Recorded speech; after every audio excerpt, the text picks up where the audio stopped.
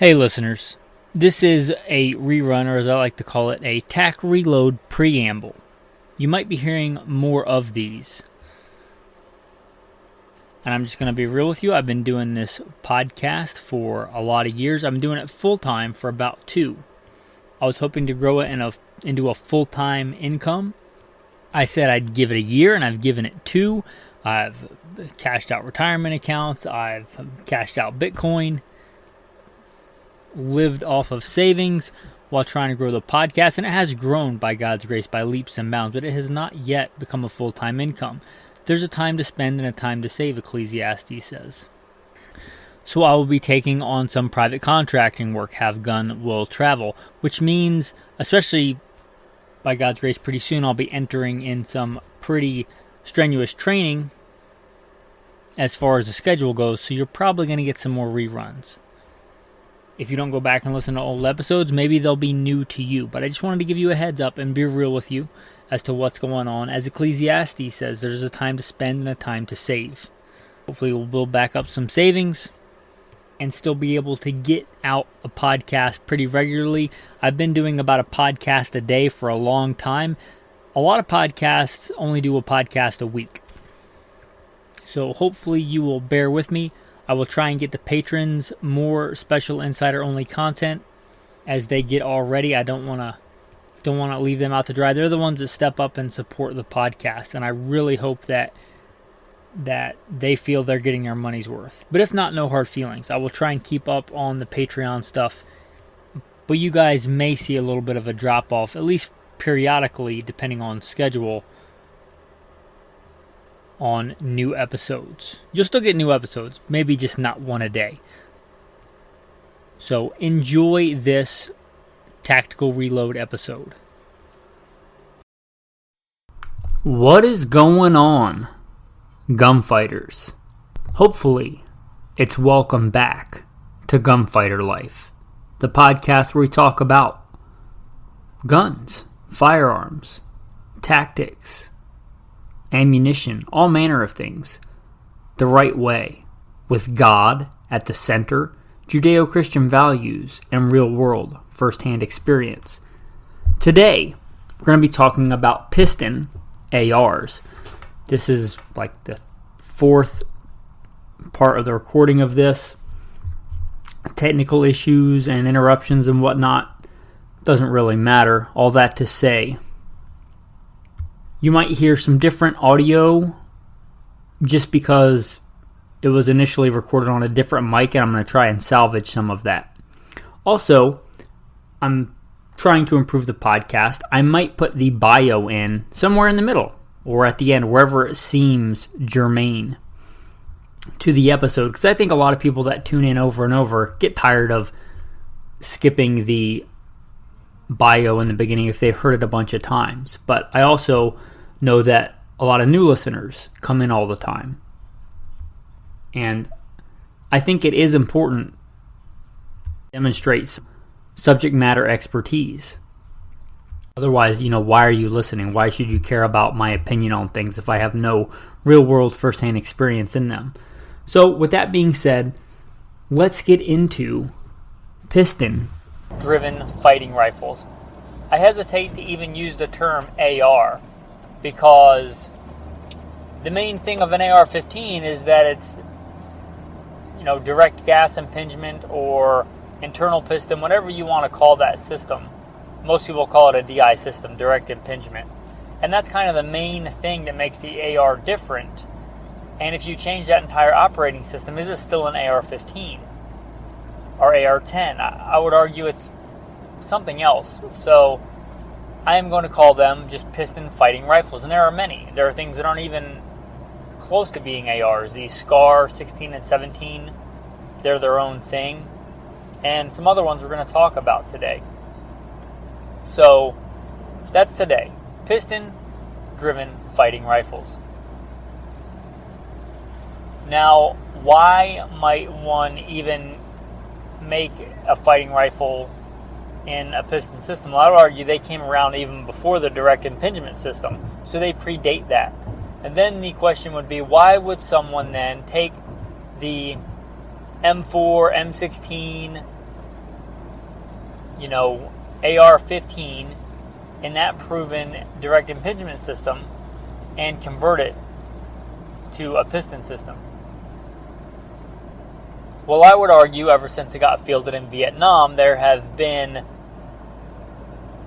people that argued that it was not the best system, that it could be better, it could be a better system, that the old adage of it goes to the bathroom where it eats. The way it works, basically you have your barrel, and if you're into guns, bear with me because I'm trying to explain this if you already know it, but basically you have a hole cut in a barrel, and some of that gas bleeds out the hole when the bullet passes. When that happens, there's this piece of metal, consider it like a crazy straw. It's a thin metal straw that's bent in a couple of places that directs that gas all the way back to the bolt and bolt carrier group. Now that's commonly referred to as a snorkel on the bolt carrier group, and it pushes that gas back on that, and that cycles the action. Well, that gas is not clean. All that nasty fouling and lead residue and burnt powder and all that dirty gas also gets pushed back into that main bolt carrier. And kind of almost from jump, people had a disdain for that system. Now, I want to be fair. It is a proven system. It has been worked out over time. It has been improved. A lot of those issues in Vietnam, I think, arguably are not a direct result of that system. They're a result of neglect and not understanding a very new system and trying to use things that weren't supposed to be used or not cleaning it properly. But that is the main criticism, I think, of the direct impingement system. It dumps a bunch of dirty gas in the operating mechanism of the firearm. So if you cannot do that, why don't we just do that? There's a lot of things people like about the AR-15, M16, M4. They're fairly lightweight compared to a lot of other firearms. They have really good ergonomics. So what if we took those features and gave it a piston system? Well, companies have been doing this for a long time. A couple of the early ones, and there was I should mention, if you're new into guns and have only been into them, 10 years or so, or less, there was this huge swing for a while where people kind of en masse went away from direct impingement, and then it slowly started coming back. And today, it is the case that most A.R.s, M16 type rifles are direct impingement, the original operating system. But there is a large minority piston driven, and not all piston systems are the same. And that brings me to one of the main drawbacks of piston systems, and that is that unlike most direct impingement where it's mil spec, you can usually take the bolt out of one direct impingement system and put it in another. You can usually take some components from one DI system, if it's the same gas length and things like that, and put it in a different brand of AR. As far as I'm aware, each piston system is proprietary. So, you're not going to take the piston system out of one piston-driven gun and put it in another piston-driven gun. It doesn't work like that. There's no NATO standard, right? There are countries and militaries and even ours now that use piston rifles like this, but there's really not a standard. So that's a big drawback to these. So just be aware of that is a thing if that concerns you, the commonality of parts. Generally, piston systems are proprietary. And that's a real thing. There are some criticisms of the piston system I don't think really have merit, because I've heard that they're less accurate. I've never found that firsthand to be the case. I've also heard that they're heavier, but again, I don't know that to be the case. I guess they're maybe a few ounces heavier if everything else on the rifle is identical. But if it's not identical, then I don't know that you could make that argument. There are plenty of lightweight piston guns. Now, as far as individual firearms go, piston fighting rifles, I don't think anybody would argue with the proven performance of the AK-47. That is a piston fighting rifle. Although I'm trying to stick to modern, right? The AK is amazing. It's still on battlefields all throughout the world today, but I think you can get a more modern version of that. And the one I'm going to recommend is the Galil. I did a whole episode on the Galil Ace. I think it's fantastic. It's a good modern iteration. It has that same piston system. Now, unlike a lot of the ones we're going to talk about today, it's a long stroke gas piston. People would argue the short stroke is better, but I mean, you can't argue with the performance and longevity of the AK-47.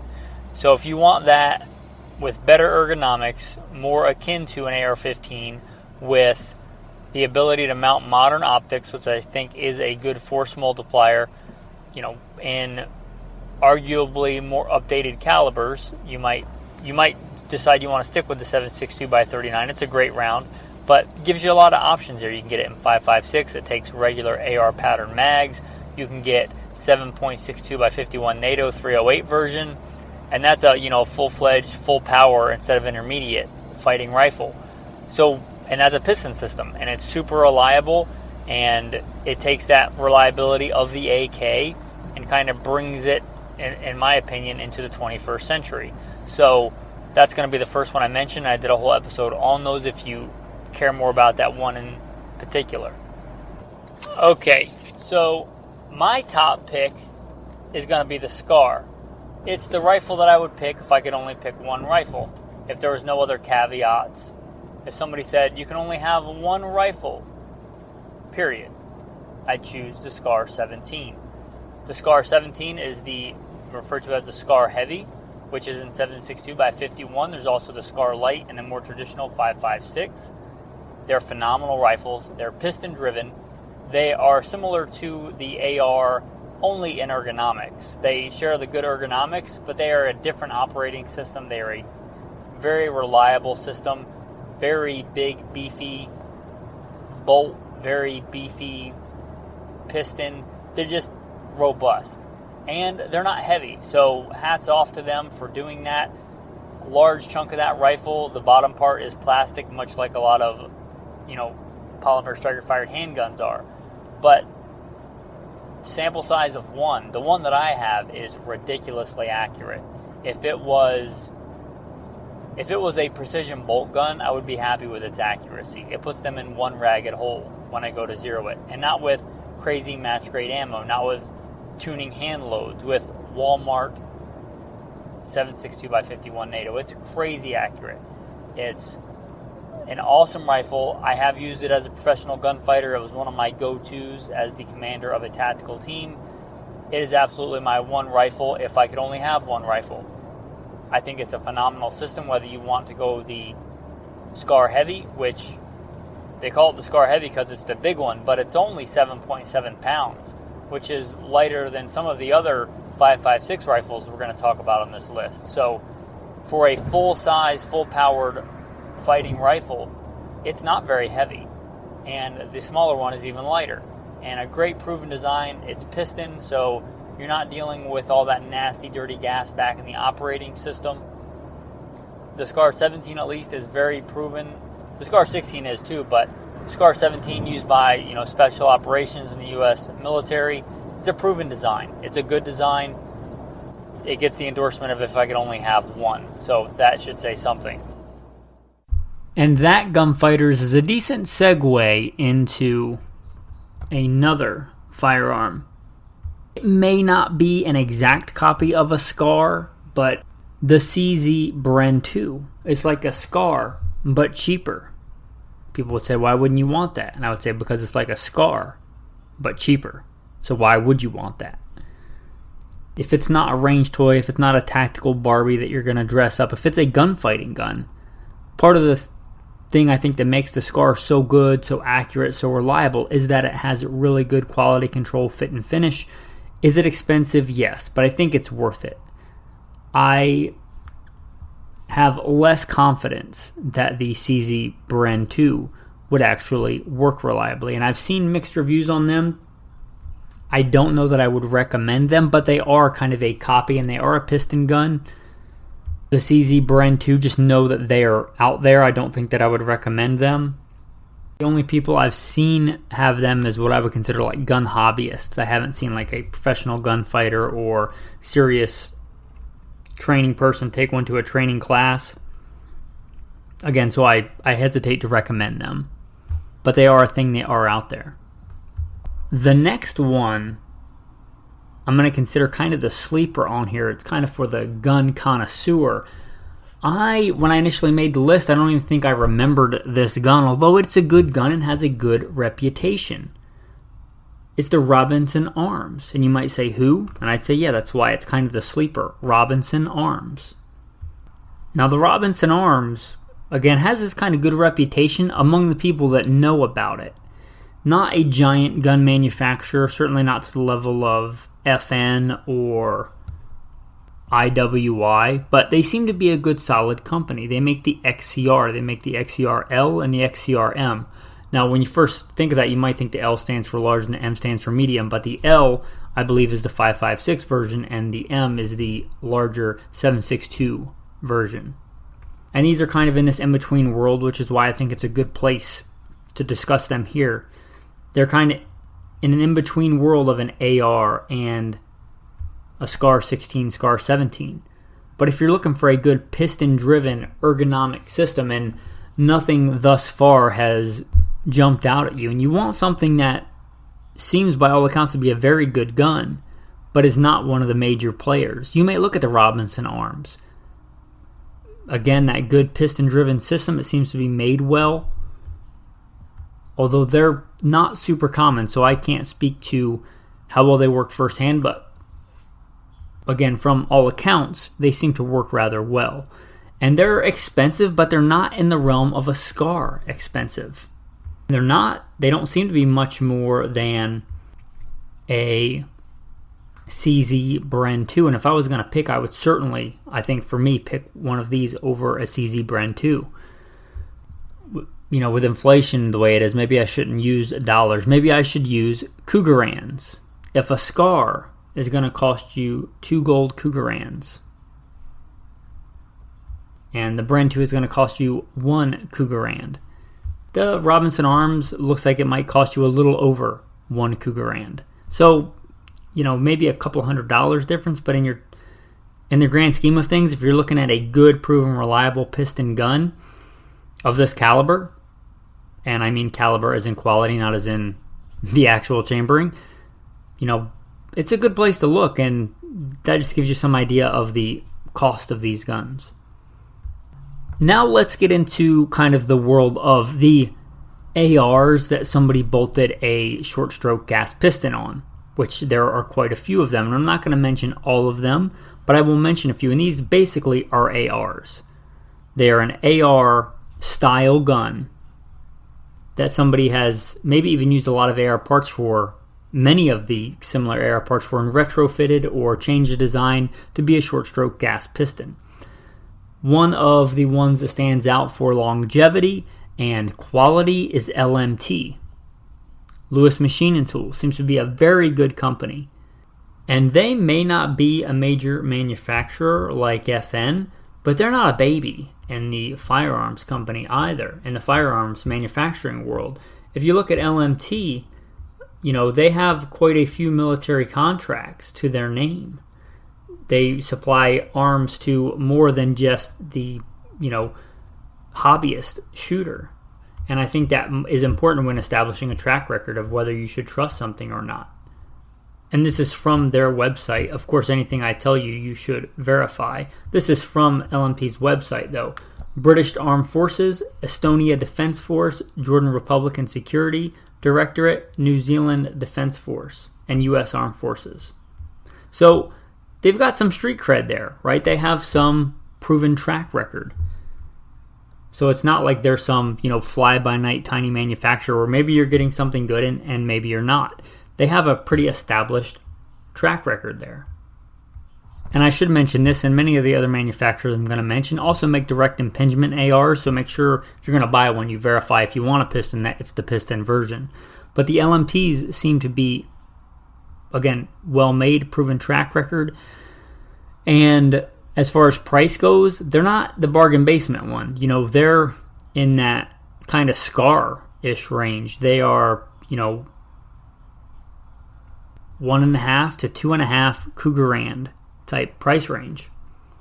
So not cheap, but again, proven and reliable. They make both the 5.56 and the larger 7.62. They even make a 6.5 Creedmoor, if that's your deal. If you want a piston gun for a long range application and you don't want the Scar or the Scar, in 6.5, that might give you a different perspective on that.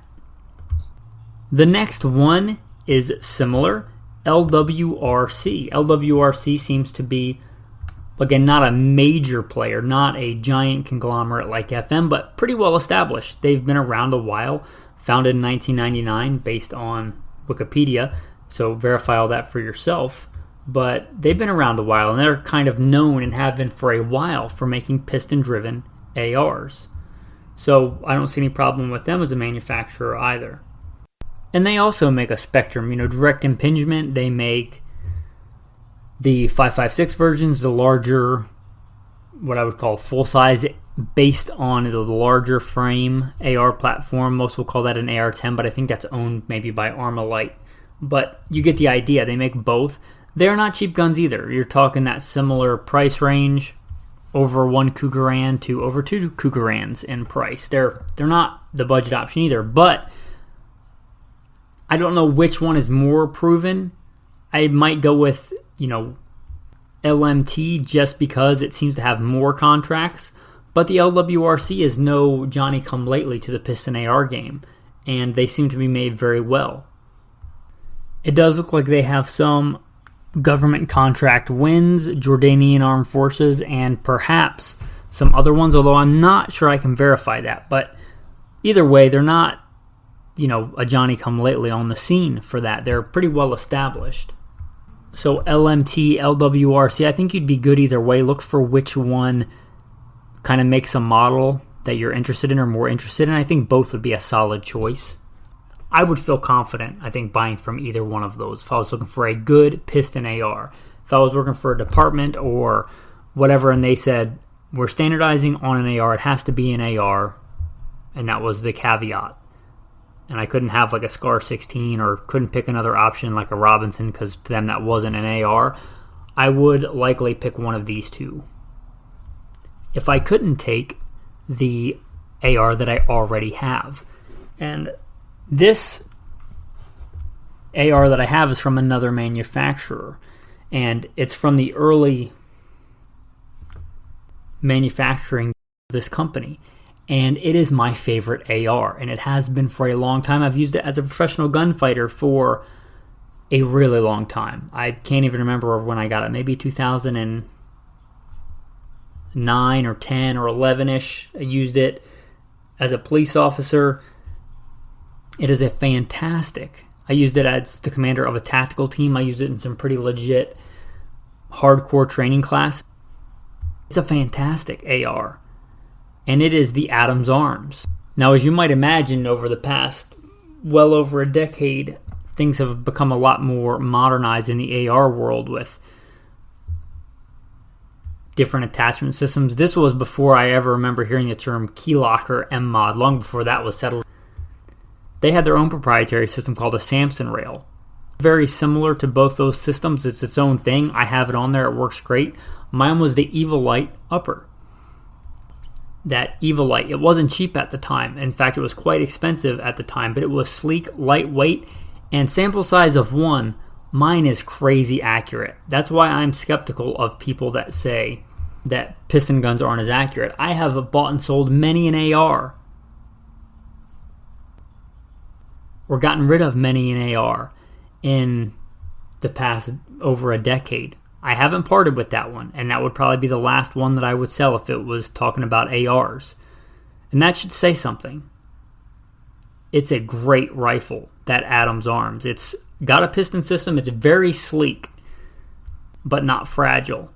Again, sample size of 1, and I had one A.R.s before it and sold it just because I wanted a top of the line one. But this one that I have, it's crazy accurate. It's crazy reliable. It runs clean. And if I could, I would probably just take that one because I trust it. If I had to buy a new one, I might look at LMT or LWRC strictly because A.R.s had some company difficulties. I believe it struggled financially.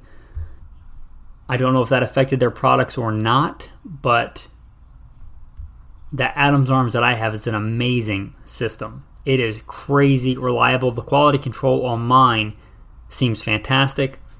I did have a gas block work loose once on it, and I mean, the amount of rounds I put through that thing, that doesn't surprise me. I sent it back to them. They fixed it. I've replaced a piston spring on it. But again, we're talking over a lot of years of use. It's a fantastic gun. So if you're looking at one, you might look at A.R.s. They're a good product, at least from my experience.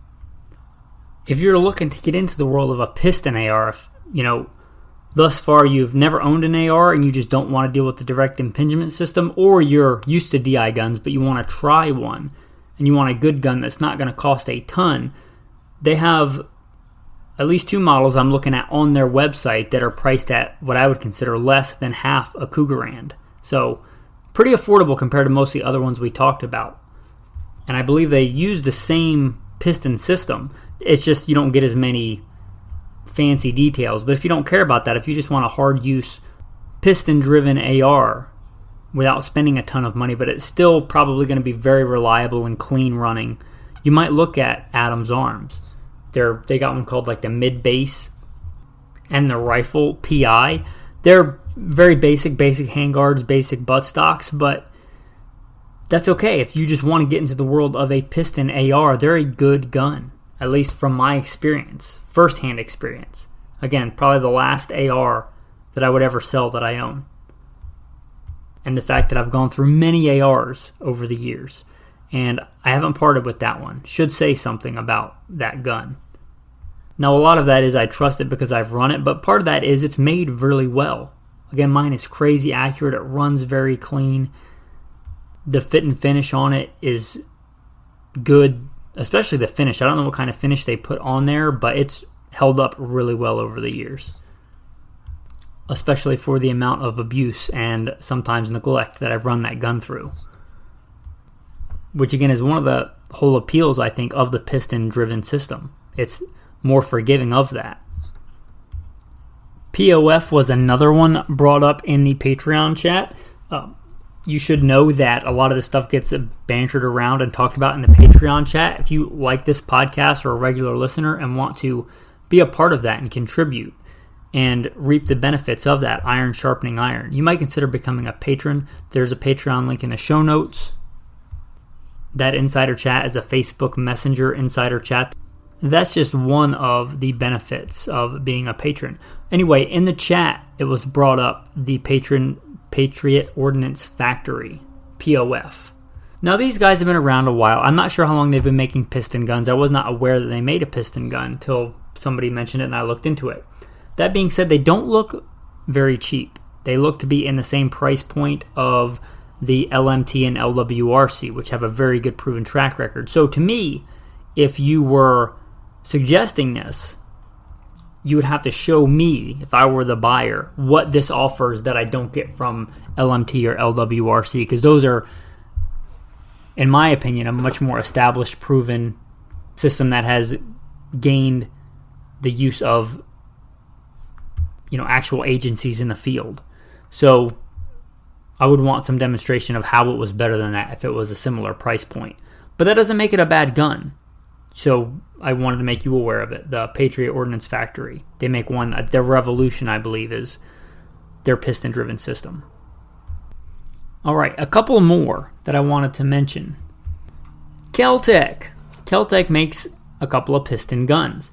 One of their ones that I think flies under the radar a lot is the SU-16. They make a couple of different versions. Some can be fired with the folding stock, and that's one of the advantages. It doesn't use a buffer tube, so you can fold it. And it's fairly light and handy. I want to say somewhere in the 5-pound range. Do I think it's as good for hard time use as an LWRC or an LMT or a SCAR? No, I don't. But it's not nearly as expensive, and it's a lightweight foldable option. If you're looking for like a bug-out bag option or a truck gun, it is a piston system, and I think a lot of people forget about that. Also, I should mention, if you're looking for a budget option, not one of the ones we mentioned, but Ruger at one point made a piston AR, and I don't think they do anymore, but you might be able to pick one up at a gun show or at a gun store if you see one for not a lot of money, because their newer ARs aren't that expensive. So I got to imagine a used one of their ARs would likewise be affordable. And remember how we mentioned that the piston system on these ARs are largely proprietary. I don't know any two different companies that use the same piston system. Maybe there are some parts that interchange, but as far as I know, they're proprietary. If you got the Ruger and you had a problem with it, Ruger's a good company. I think they would take care of you, whether it was repairing that gun or giving you a different AR. Whatever it is, I think that they would make it right. They always have for me in the past. They're good as far as their customer service goes. So if you wanted to get in that world and saw a good deal on a used piston-driven Ruger, that would also perhaps be a good option for you if you just wanted to run one and see what it was like versus a direct impingement gun. Now let's talk about two more. These are not cheap options. I figured I would throw that in the beginning. Maybe the most well-known of the piston ARs, the HK 416. The HK 416 has quite a bit of street cred as far as a gunfighting and warfighting firearm goes. It even recently got adopted in a form of the HK 416. I'm sure there are some variances, but as the M27. The M27 being the Marine Corps' replacement for the SAW, and I think it probably was a good one as long as it's reliable, because in my experience, the SAW, squad automatic weapon, the light machine gun of the Marine Corps Infantry, of which I am fairly acquainted with, is a pretty bad gun, in my opinion. They generally don't work as advertised. They generally don't work very well, and they're heavy. I think this was a good way to go. This HK416 adopted in a full auto, heavy sustained fire kind of role in lieu of the SAW. In theory, the SAW seems like a good idea, but maybe it was just the ones that I had were really old and beat up, or the ones that our units used. They just never seemed to be that great. So I think it was good on their part, but that just shows you that the HK416. The problem with the HK416, at least right now on the American market, is they're crazy expensive. I mean, many Cougaran, from what I've seen. If you can even get one, a lot of times you have to get an HK416 upper and then scavenge for an HK416 lower somewhere and piece it together, it seems like, and they are not cheap guns. And I think a lot of that is supply and demand. But they are a very proven fighting platform, the HK416. Also similarly, and although the exact model may not, the operating concept certainly does have a lot of credit at this point, and that's the SIG MCX. And the SIG MCX Spear, and then the latest adoption, or I guess it was formerly adopted, so the M5, and now I believe the M7, that new generation that they are hoping replaces or intend to replace the M4 altogether, a piston system. It is not a direct impingement system like the M16, M4s. It's a piston system, and that's based on the SIG MCX, which I'm not sure exactly how much that's based on the AR-18. That's a little dated for what I'm usually into as far as a modern fighting weapon. Kind of like the M14, which I love. It was, well, let's just say it's a good gun, but it's a little dated for modern fighting. It's hard to mount optics on. It's a little more of a chore to mount good optics on than most of these newer systems. It's a little bit heavy. Anyway, that MCX seems to be the new kind of bringing that design of the AR-18-ish, the dual springs, and I'm not exactly sure how much of that is based on the AR-18, but you look at the two springs, and then the M5 seems to go back to one larger spring, but they still have this piston short stroke, rotating bolt head kind of system. Again, you could argue how closely they're related, but I think you do see some influence there at least.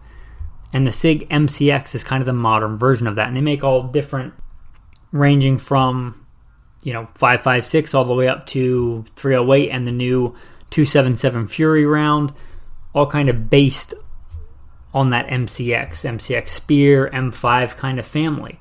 So I think that if it does continue to be adopted, if it's not thrown overboard, and even if it is, that's likely going to influence the gun community for a while.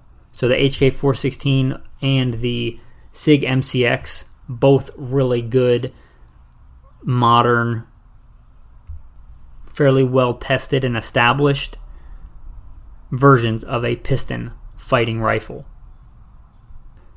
And there are a lot more guns that I could talk about as far as piston fighting rifles. There are many. I mean, technically all the variants probably of the AK could be considered this. But this is kind of, I think, a good overview, hopefully you think so as well, of piston fighting rifles for the modern gunfighter in 2023. It's been a long episode. I am going to plug in the bio, and then if you want to skip it, you can skip. It should be around 1 minute and 45 seconds. We'll get into the tactical tip and the tactical verse of the day. First and foremost, I am a Christian. That is number one in my life, serving God, following Jesus. Combat veteran, served in the United States Marine Corps and the Army. Also law enforcement veteran, private contractor, state rifle and pistol champion. Professional big game hunter and guide. If you feel called to support, check out Patreon. There should be a link in the show notes. With that, I am your host, Michael Melito, and I am blessed to serve you today. For the tactical tip of the day, piston systems do still get dirty. They just don't dump that dirt generally into the operating system of the gun. Now the bolt and stuff after a large round count still will accumulate some powder residue and things like that, and the barrel obviously is still going to get some fouling in it. You still have to clean those. The piston system, although in my opinion far easier to clean than a dirty bolt carrier group, still needs to be cleaned. One of the things you can use to clean this, or a lot of other really nasty caked on carbon things like that, you may not be aware of. And I should say you probably should check with a manufacturer based on finish or whatever. But for modern, good finished parts, Simple Green.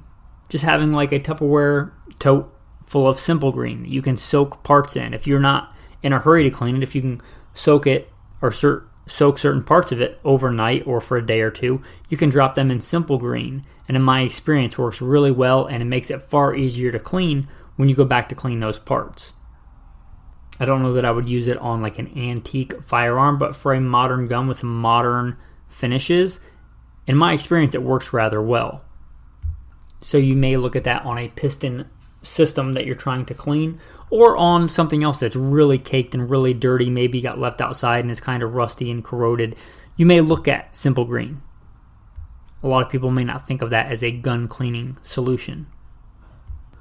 Now, I know what it can be like being a gunfighter and being into guns and getting swept up in a tornado of this versus that, and is this barrel better than that barrel? Is chrome hammer forged really better than nitrided for me? Do I want a 16-inch or a 14 pinned? And you get stuck in all the minutia and get consumed by the things of this world. Now, we're called to be in the world, but not of the world. That's not the verse of the day, but it's a good one. Be in the world, but not of the world. Don't be consumed by it. Remember to keep it in its proper perspective. Jesus told his followers, if you don't have a sword, sell your cloak and buy one. But that shouldn't be the main focus of your life. That's a tool to be able to survive in this world. But the focus of your life should be God, should be Jesus Christ. The verse I want to read for you today. But you are a chosen generation, a royal priesthood, a holy nation, his own special people, that you may proclaim the praises of him who called you out of darkness into his marvelous light. Remember what's really important when there's so much going on in the world. You were chosen. If you're one of the chosen, if you're listening to this, if you are a Christian, if you are washed by the blood of the Lamb, right now at the time of this recording, we're in the midst of the Feast of Unleavened Bread. When Jesus came, John said, "Behold the Lamb of God who takes away the sin of the world." That's a much bigger deal than this brand of AR versus that brand. And I'm not telling you not to have a good fighting weapon. I certainly am. This is gunfighter life. But don't let it consume you so much that you forget about what's really important in life. One of the things said here in the beginning is with God at the center. And God should be at the center of your life. Not guns, not any idol. Hopefully we remember that and keep that in perspective as we continue on this journey. With that, thanks for listening and have a blessed day.